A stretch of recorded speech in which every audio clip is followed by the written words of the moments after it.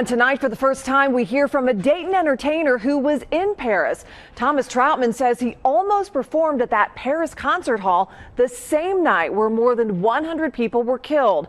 The new local connection from Natasha Williams. She's live in Dayton.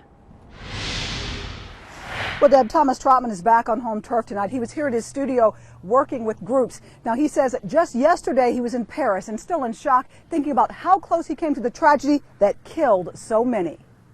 Thomas Troutman of the Zapp Band is happy to be back in studio, choreographing, working with artists, his mind off of Paris, at least temporarily. The owner comes in and, in English, he says, everybody stay inside. We're under attack. And so we're looking around like, oh my gosh, what does that mean?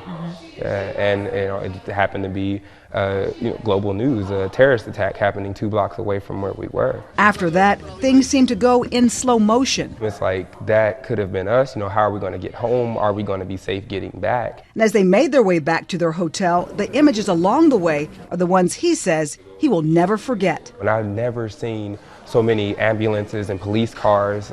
They were just driving down every street in lines, like 10 or 15 police cars, motorcades. It was ridiculous.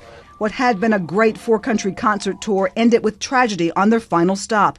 Their Paris concert canceled, a very scary experience that he is still trying to process. It's just like now. It's like you try to search for the words to make the story make sense because, on an average person wouldn't even cross their mind that would be even possible. We're thousands of miles away from home, like you said. We're from here in the United States in Dayton, Ohio, and we're over in Paris, France on the night that an attack like this.